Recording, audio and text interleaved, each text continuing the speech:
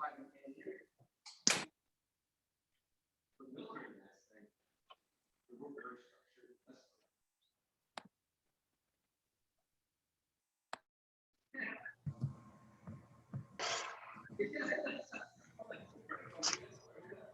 I could ask everybody to put their screen, to put their Zoom on mute, please. I think I see there's some background somewhere. Okay, well, we'll go ahead and get started. Good morning. I'm John Kimbrell. I'm Chief Business Affairs Officer for One Spartanburg, Inc. and want to welcome each of you to our Voice of Business brunch presented each time by GSP International Airport. Certainly thank them for their sponsorship of this event program and that we've had for several years now. And for all the newcomers on the call, let me kind of give you a little context of what the Voice of Business brunch is.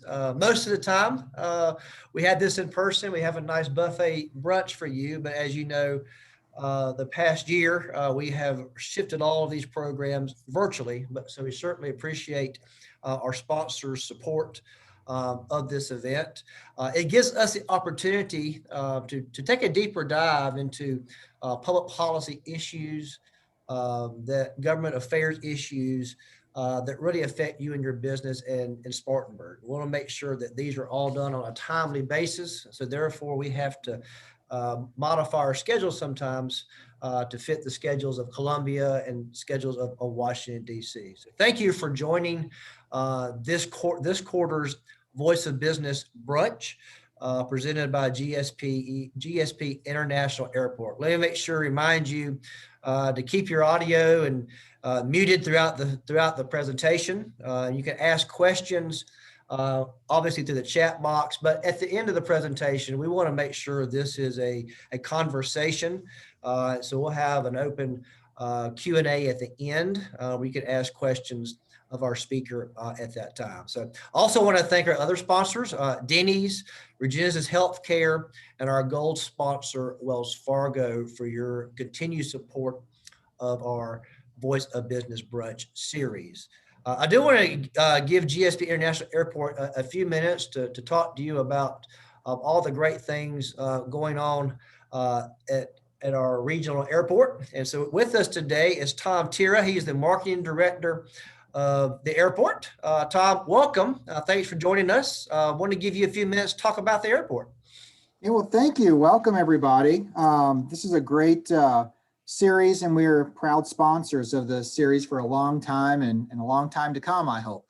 But things have been very unique at the airport over the last year. If you have not flown, we're starting to see more and more people come back as restrictions around the country are loosening. And we invite you to start looking at spring travel, summer travel. We've had some new air service developments, believe it or not. We've actually had Silver Airways, a new airline to GSP, just start up last week. They're going to Jacksonville, Orlando, and Tampa. They're a low fare carrier, so they're up and running, and we have high hopes for what they can do for us in the future. We're also seeing service that was temporarily suspended because of COVID returning. So Washington, D.C., Miami, Denver, all of those are returning this month. And we see we're actually going to be serving 21 nonstop destinations, which is, believe it or not, even though there's a pandemic, it's the most nonstop destinations we've ever served. 19 was our previous record. We're at 21 right now. So it's a matter of getting back some frequencies in flights, but we're starting to see air travel return steadily over the next few months. And as vaccines continue to go out, we have high hopes for that too. We've seen a lot of increase in cargo activity. If you've been around the GSP area over the last few weeks, you may notice a lot of airplanes that don't look very familiar. People like British Airways and Moss Air and TUI and some other airlines that are a little bit unique for our area. A lot of that is international cargo that has been driven by some of the restrictions with COVID. we're actually the beneficiary of some of that. And so the infrastructure that we put in at GSP and our highway system, our location, are playing big benefits. So hopefully that continues after the pandemic is over, and we're working very hard to make sure that happens. And then lastly, I want to thank everybody on the call and everyone who has been using GSP over the last year. We actually were awarded one of the highest accolades for airports that they can get. It's a best airport in North America in 2020 for airports serving 2 million to 5 million passengers a year. Now, this recognition is special amongst airports because it's actually awarded by the customers who actually have used the airport over the last 12 months. So it's customer satisfaction surveys over 33 different aspects of travel. And so we rank the best in North America. And so we're very proud of that. And it goes to speak to the type of service we hope to continue to offer everybody who flies out of the airport. So thank you very much. If you've flown this year, thank you very much for when you fly in 2021. And we look forward to unique and fun things that we're going to be announcing in 21 and 22. So stay tuned. Great. Thank you, Tom. Y'all sure are a resilient group. We track from on a monthly basis through our Bringing Back the Berg initiative that we formed last May, the data points for the airport, because we watch not only your passengers, but also your cargo in the airport. And you're right, your cargo is, I think you're top 20 in the country when it comes to cargo in the airport. So thank you for all you do for not just our organization and these events. It's great, but for the whole region and the state for that matter. Great asset to have here in Greenville, Spartanburg area. We surely appreciate your time this morning. Also want to remind you of other sponsors, Denny's, Regenesis Healthcare, and our gold sponsor of Wells Fargo. So thank you for your support of this program. I want to go ahead and introduce you to our speaker now. It's funny, we had Ed Mortimer scheduled to visit Spartanburg this time last year. I think we had him scheduled in March, and we all know what happened in March. So I called Ed. He said, well, let's try to do it in May. And so we know what happened in May. So we are glad finally a year later to have Ed Mortimer with us today, although it is virtual.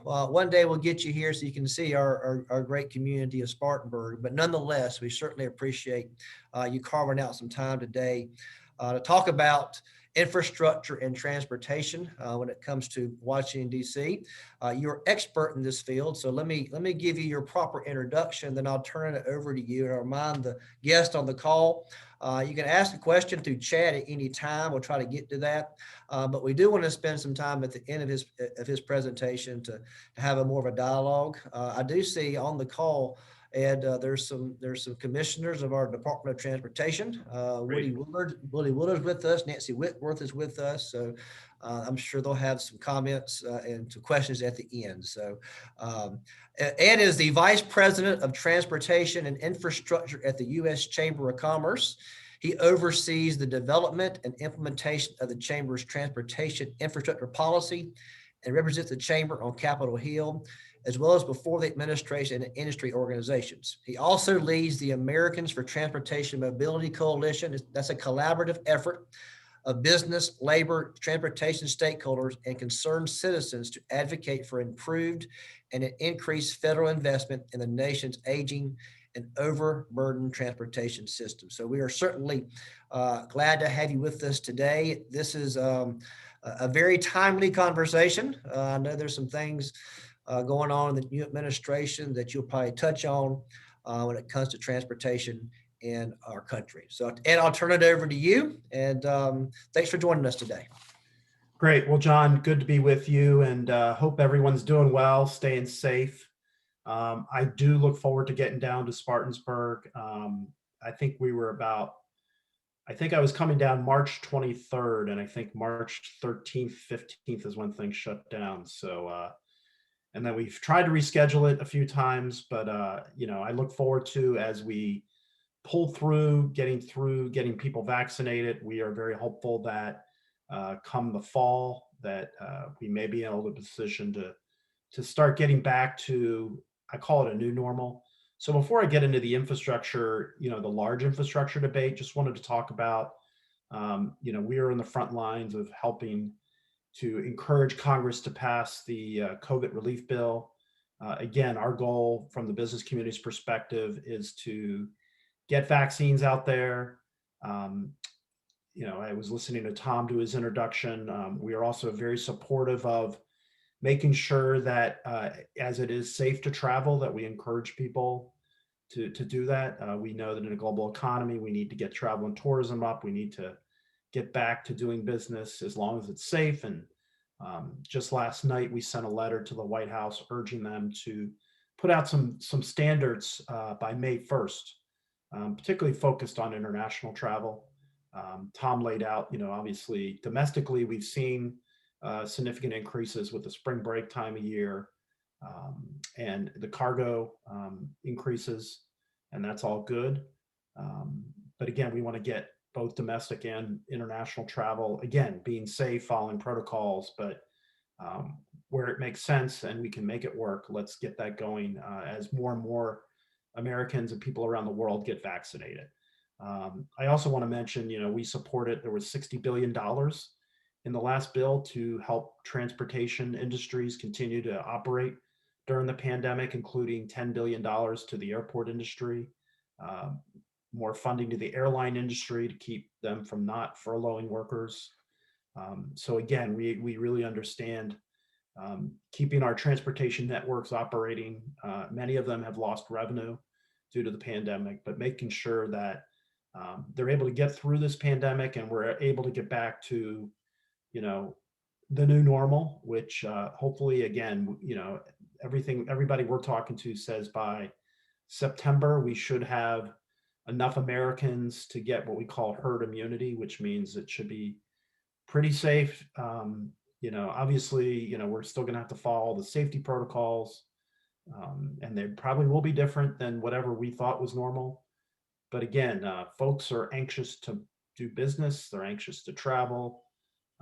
And so we want to be able to support that, again, in a very safe way. So I just wanted to start off with that before we get into this larger infrastructure debate, because I think we looked at this new Congress and new administration as, from the business community's perspectives, our goal was we need government support to get through the pandemic, both from a financial standpoint and also through the vaccines, getting schools open. And now we look for the next phase, which is kind of long-term economic growth. And that's really where infrastructure comes in. We've always viewed infrastructure as the circulatory system of our economy. We need to make some long-term investments, not just to fill potholes, but to actually build new modern infrastructure. Our infrastructure was the envy of the world, but much of it was built 60 to 100 years ago. And now we need to know we're in a world where we have autonomous vehicles, we have drones. We've moved from a brick and mortar economy to an e-commerce environment. And so from the federal government, we need to have the same leadership that Dwight Eisenhower showed when he developed the interstate highway system, or Teddy Roosevelt showed when he developed the inland waterway system. We need to have that next vision at the federal level to modernize our infrastructure. And again, infrastructure is a shared responsibility. It's not all just on the federal government. State, local, and where private investment makes sense, we need to bring that in as well. But we believe with a significant vision and investment from the federal government, that states like South Carolina will step up and come up with solutions to address a lot of the infrastructure needs in your state, which will, again, allow the state to be competitive in the economy, but also will provide a quality of life for your citizens. As communities such as Spartansburg, we're all looking for how do we attract, the young millennial high-skilled workers. And one of the things we hear from them is they're looking for, multimodal transportation networks. Tom talked about the ability of the highway to connect to his airport. Making sure those connections are made, that we just don't build highways in one silo and build our airports in another, that there has to be the connectivity, that there has to be some options available. So some people are comfortable riding a bike. Some people are comfortable walking. Some people are comfortable taking a bus, and making sure the communities have the options needed to attract the population to have those high skilled jobs and to keep them in your community. And so again, there's a federal vision there that we believe is critical. As you all know, we in the business community have been talking about infrastructure modernization for some time. We were hopeful during the last administration that we could get some action done. For a variety of reasons, we've made progress. We haven't quite got the big vision thing done. But I don't want to underestimate the progress we made over the last 4 years. I like to use the analogy of like infrastructure is like playing a football game. We started on our own goal line. We've worked the ball down the field. I now like to think we're in what we call the red zone. We're getting close to getting a touchdown here. And so you all have been a big part. One Spartanburg has been one of our leading chambers in supporting and educating your elected leaders on the importance of infrastructure investment. So we've come a long way. We still got to get this thing over the goal line. And like a football game, it ain't easy. It's going to be difficult. It's going to take tough decisions by our lawmakers, but it's also going to take us in the business community to hold our lawmakers' feet to the fire and say, look, we've had enough talk about this. We need to get some solutions that our community can benefit from. And so we believe this once in a generational opportunity to get something done. Also in the big picture from the U.S. Chamber, obviously we were hopeful that the COVID relief bill could have been bipartisan. For a variety of reasons, we didn't quite get there, at least to the members of Congress. Infrastructure is an issue that has never been partisan. There's an old saying in Washington, there is no Republican road, there's no Democrat bridge. We're all Americans. Every American benefits from the investments made in our infrastructure. And so this is the issue, and this is the time that as we're kind of getting through this very tumultuous pandemic, we're getting through obviously a lot of tumultuous politicking through the 2020 election cycle.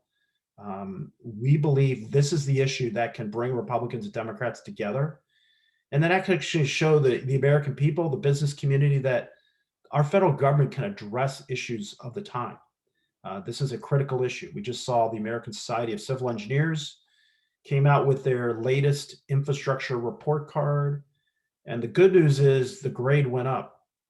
The bad news is the grade went from a D plus to a C minus. Needless to say, I don't think any of us who have children would want our kids coming home with a C minus and with a smile on their face. And we certainly did not have a smile on our face when we saw the report card. And I mentioned the grade went up, but it didn't really go up because of the core transportation issues. Our airports are still a D, our roads are a D, bridges are a C minus. So a lot of the core infrastructure that we've been focused on at the chamber has either stayed the same or gone down. And so, again, this sets the tone for what are we going to do here? We've talked a lot about it. We've had a lot of hearings. We've had a lot of meetings. We got to get down to getting something done, actionable solutions that business leaders like yourself can start seeing the benefits from. So let me give you the latest state of play, kind of some things that I think you all should look for as this process moves forward. And then I really want to have a conversation with you all to hear about the priorities in your community and ways that we can give you advice on how to make sure that those priorities are met through this whole process. Because I do think this is an opportunity for communities like Spartanburg to get significant federal investments in projects, as long as you're ready for them and you have a plan for them. And I'd like to talk through that a little bit. Let me start with the big picture here. So, you've probably seen the news in the last 24 hours. A lot of big numbers are being thrown around in Washington. $3 trillion infrastructure, $4 trillion infrastructure bill. I caution folks not to worry about the number. We're more worried about the vision. What are we trying to accomplish here? Our view is we want to get a modern infrastructure that addresses our needs as a community, as a nation, that allows, particularly when it comes to the federal role, that ensures that every state has adequate infrastructure so we all can benefit from a national network that allows us not just to compete domestically, but again, in a global economy where, we see countries like China, Russia are making they're making multi-trillion-dollar investments in infrastructure. And we're still arguing about what is infrastructure. So we got to come up with a solution of infrastructure, what it is, what it isn't. We got to figure out ways to invest in it. And we have to have that vision for how do we get there in a reasonable timeline. So again, our view of infrastructure has been our core transportation networks, our water systems, both stormwater, wastewater. In the energy sector, we look at clean energy projects, transmission lines, pipelines, and then rural broadband, where there isn't a customer base to have a private sector broadband. We think there's an opportunity there to have some public-private partnerships to ensure that every American has broadband access. Obviously, I think we've seen this through the pandemic. For a variety of both educational and for working in the 21st century, you need broadband access. So we need to come up with some common sense solutions that allows the private sector to partner with the federal government to ensure that every citizen has that broadband access. So that's our view of infrastructure at the federal level. Others have other views. Again, very meritorious things, affordable housing, school construction. There are proposals out there to include that stuff. And again, we think those are important issues. In our view, we'd rather not see that on a federal infrastructure bill, but we may. But again, let's not let the details drag us down. I think our view from the U.S. Chamber is not acting this year is actually going to cost all of us as taxpayers more money than if we make investments in infrastructure now. What do I mean by that? So as part of this American Society of Civil Engineers report card, their research showed that not making these investments in modernizing our infrastructure costs the average American $3,100 a year. $3,100 a year, that's a significant investment for a lot of Americans. And again, you can imagine a lot of those costs hurt our underserved communities. So, doing nothing and making investments where we all pay. And again, businesses are willing to pay for infrastructure as long as they see it's going to projects that are needed. The money is being spent efficiently. And I'll talk more about that in a minute. And then, we have a transparency and accountability so that if they say the projects are going to get done in 5 years, they're done. That has to be a core part of this program as we move forward. And so that's where we see the framing of this debate. How this is going to play out is that there's one thing that Congress has to do by September 30th, and that's the reauthorization of our surface transportation programs, our roads, bridges, and transit systems. So I'm going to start there and kind of work our way back to how do we get to getting a bill to the president's desk by September 30th. Because again, I think that's probably a reasonable timeline for getting a bill done. So September 30th. So on that surface transportation bill that expires September 30th, the committees of jurisdiction in the House and Senate. So in the House, it's the House Transportation Committee. The Senate, it's the Senate Environment and Public Works Committee. They both announced that they plan on introducing and moving bills through their committee in May.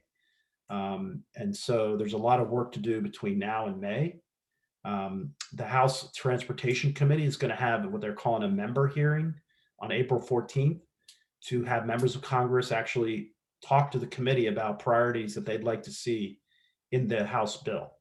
The Senate Environment and Public Works Committee, they sent out a letter to every senator. Their priorities were due actually last Friday. And so every senator was allowed to provide the committee what they would like to see in a surface transportation bill. And so they're taking all that input and then they're going to help formulate the legislation on the surface bill. When it comes to water issues, just today, the Senate Environment and Public Works Committee introduced a $50 billion Safe and Clean Drinking Water Act that is going to move through committee later this month, and then could be attached to a larger infrastructure bill or may move on its own. So that's part of this as well. The House is also on a similar track in moving a water bill in the April timeframe. So that's our inland waterways, our navigation, our beach restoration, that those investments will be discussed on those bills. And so, that's kind of where we see the surface bill going. Everything else, I think part of that discussion is going to start this Thursday, where in front of the House Transportation Infrastructure Committee, the new Secretary of Transportation, Pete Buttigieg, is going to testify and describe in broad terms what the administration is looking for in an infrastructure bill. We then believe there's going to be more details from the administration about what they'd like to see in a bill that would be put out either the end of March or early April. And so that will discuss a lot of the non-surface transportation stuff. So again, a lot of moving parts here, but things are happening. I can tell you that the administration's very focused on this. The president's already met with Republicans and Democrats in the White House a couple of times. This is going to be the administration's one of their top priorities moving forward. The bipartisan leadership in Congress has been open to this conversation. And so we have this opportunity. Now, again, a couple of elephants in the room, won't surprise anybody on this call. How do we pay for all this? Significant investment levels are required. We just spent $1.9 trillion on a COVID relief bill, which was much needed. And look, I think we at the U.S. Chamber have always said there's a variety of ways to fund and invest in transportation and infrastructure. We certainly, for surface transportation, we have a user fee. It's called the federal gasoline tax. We haven't raised it since 1993. South Carolina, I think, has raised it twice since 1993. Most recently, I think it was 2 or 3 years ago, you guys had an adjustment there. We think we got to adjust that one more time. And then as we continue to encourage electric, hydrogen, and other alternative vehicles, 10 years from now, we're probably going to be moving away from a fuel tax and more toward a vehicle mile traveled, where it won't matter the energy source of the vehicle. You'll be paying for how many miles you travel.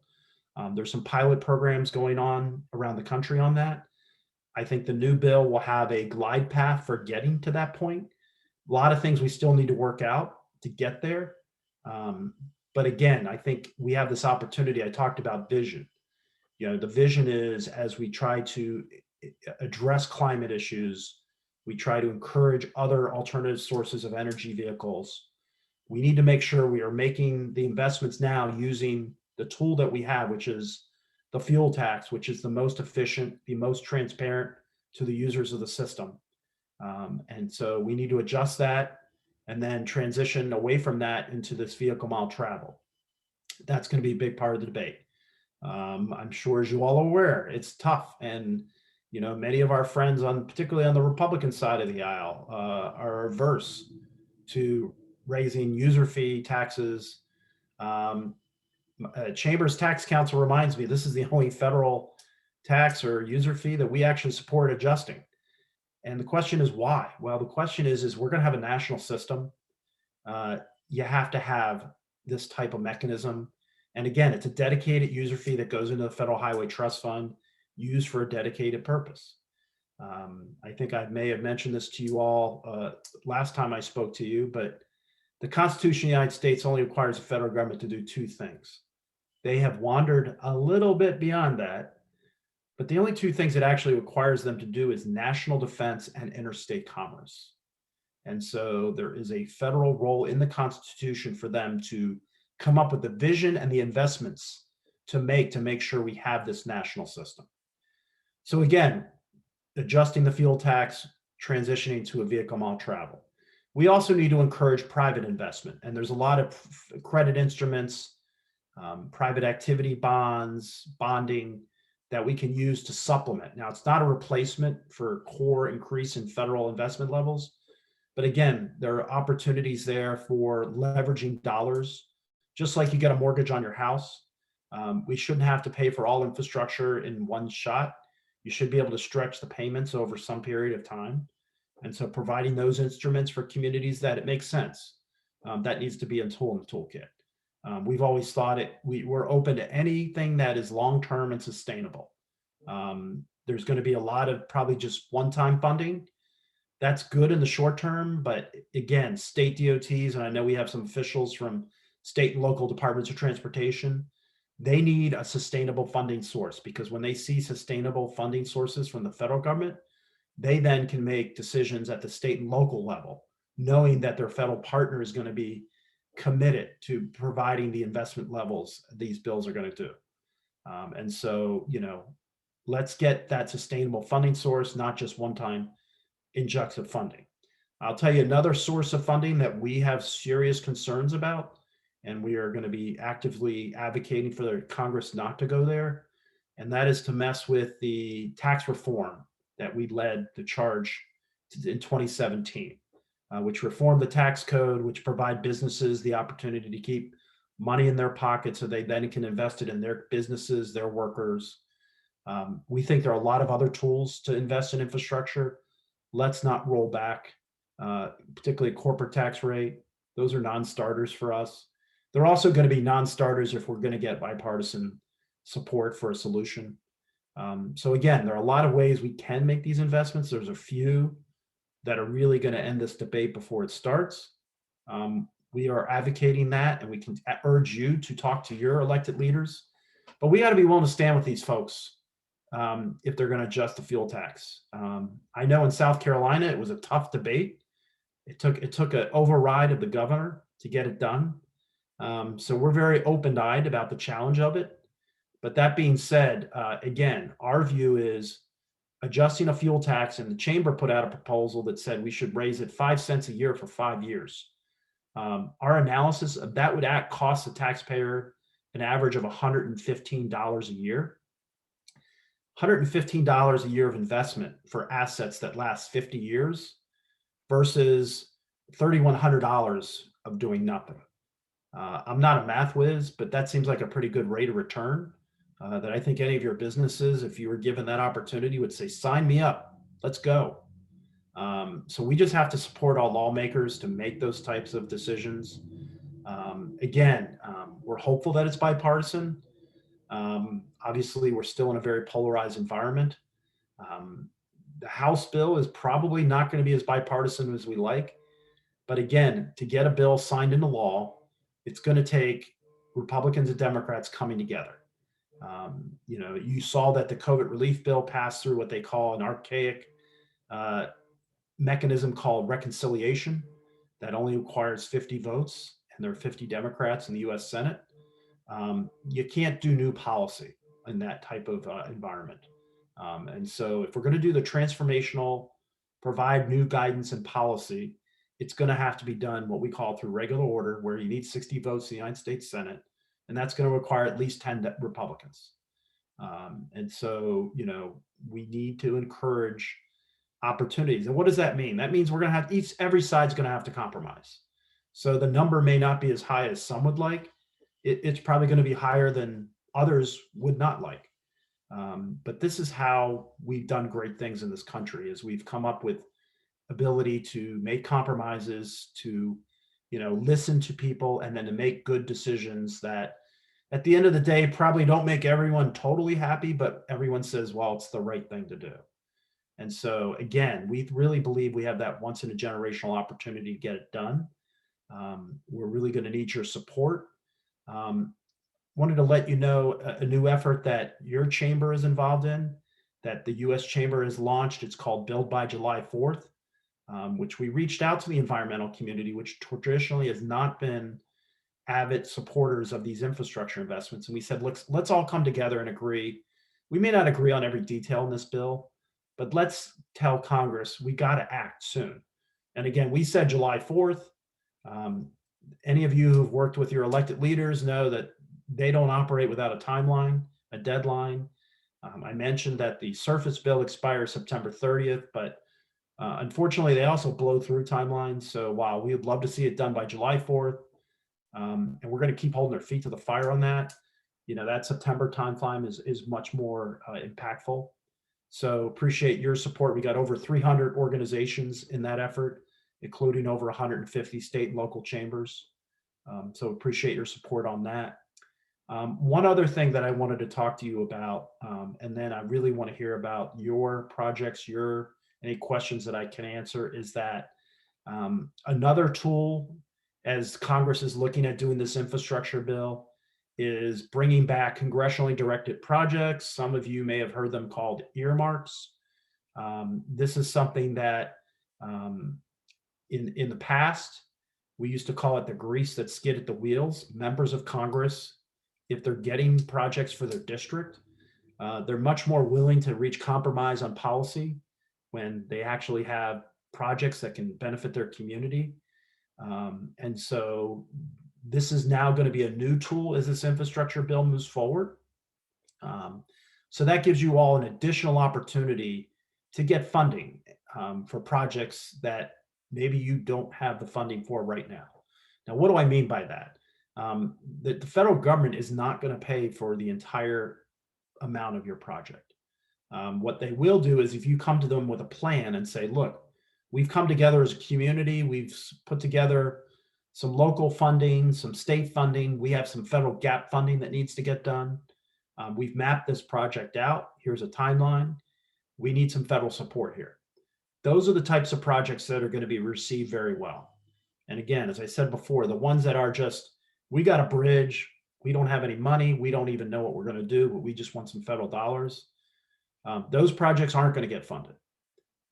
So I think you have an opportunity as you focus on what are the priority projects in the Spartanburg region to put plans together and then to make sure that your elected leaders have a clear understanding of your commitment to getting these projects done, and then have your elected leaders put in those requests. And again, they're not going to fund all these projects, just some gap funding. But again, it's another tool in the toolkit as you all are looking to make investments in your community. This is that once in a generational opportunity that if we can get some federal action that you can make those type of investments if you have your plans together.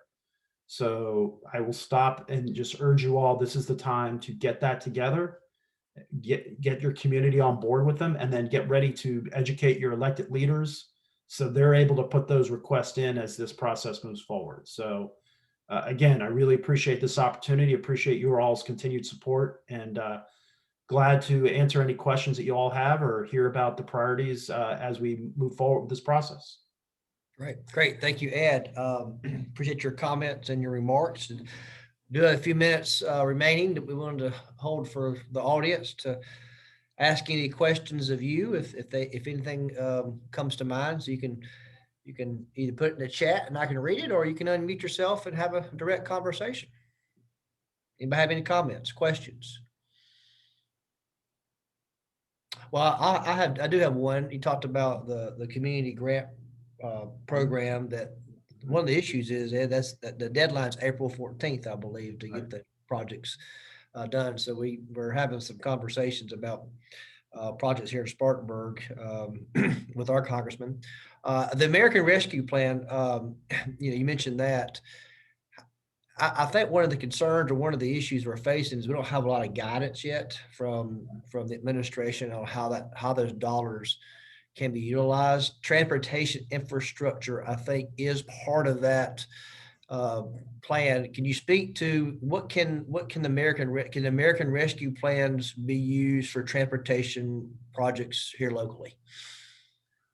Great question, John. And actually, this is an ongoing conversation that we're having with the administration. So as I mentioned, the bill targeted $60 billion directly to transportation entities. Now, most of that funding was meant to more on the operations side, not as much on the infrastructure side, although I think the airports did get some infrastructure funding out of that.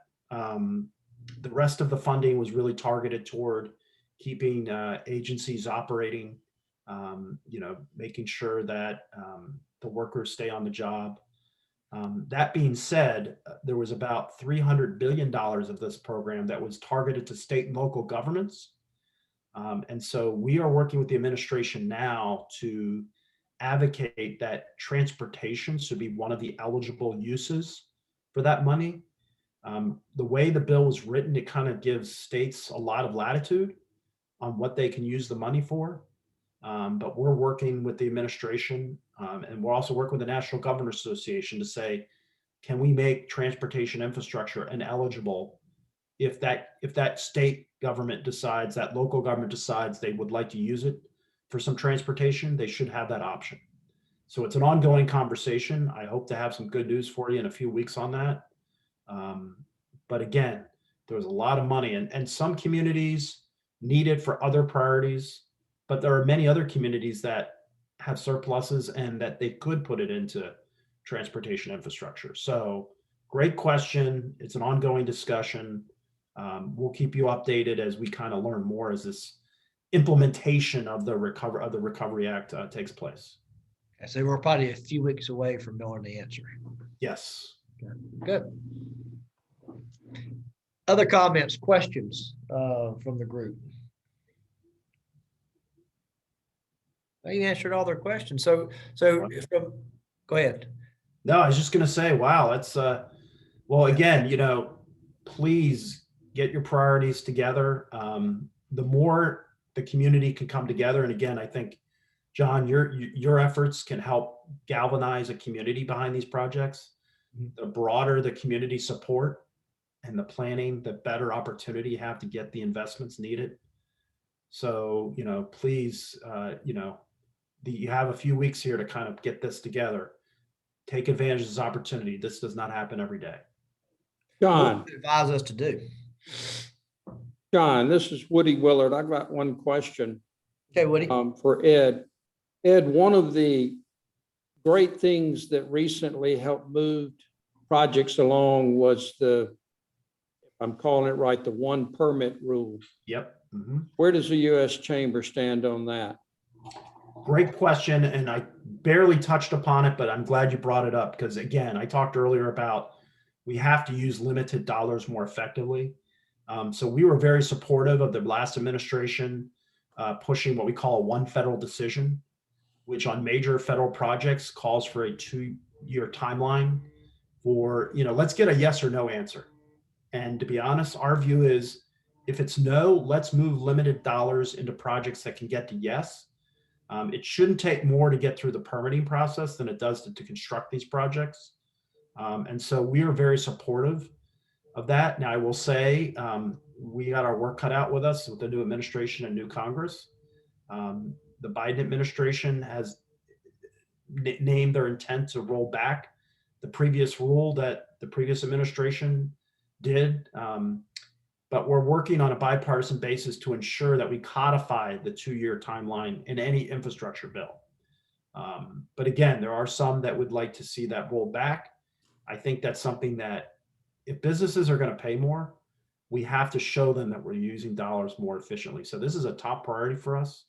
A lot of people get caught up in the funding, but we can actually maximize limited dollars if we actually continue to move forward in expediting project approvals. So this will be a very important part of this debate moving forward, and we are taking a leadership role in ensuring that it is part of any final package.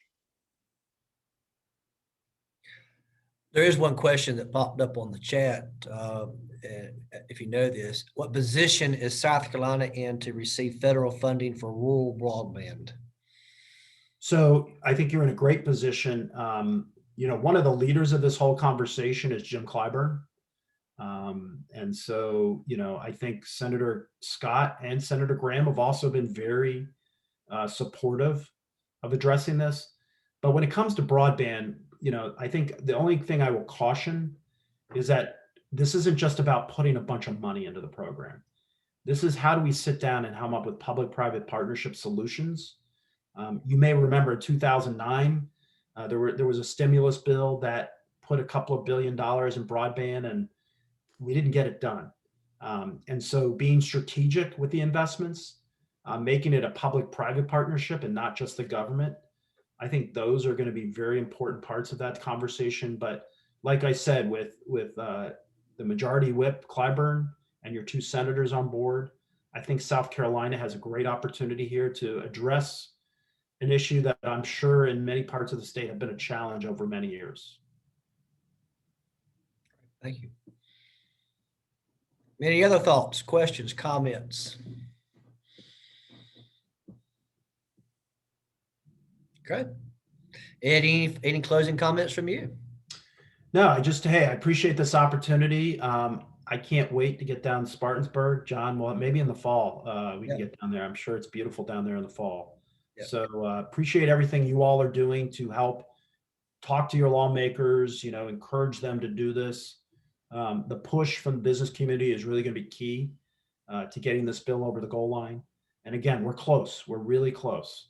And so all of your efforts will be really appreciated. And we're here as a resource to help you all as this process moves forward.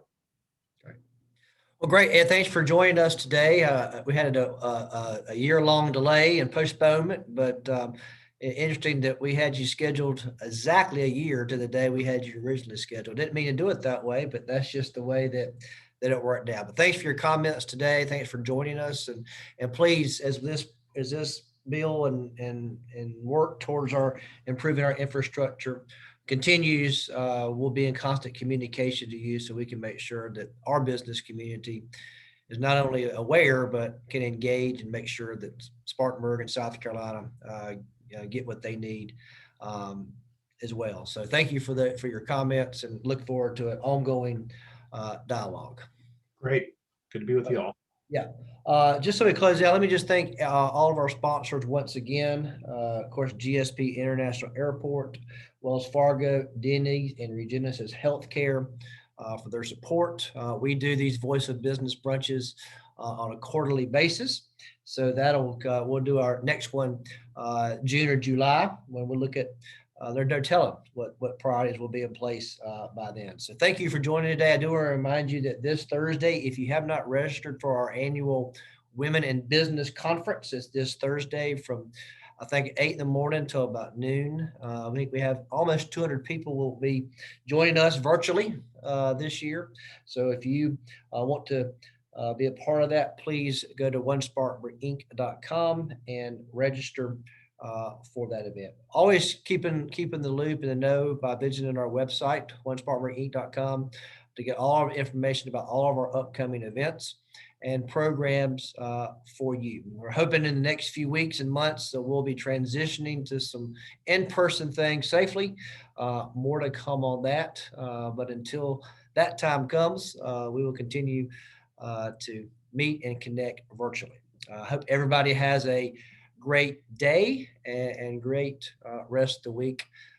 Thanks for joining us today, and we will see you soon.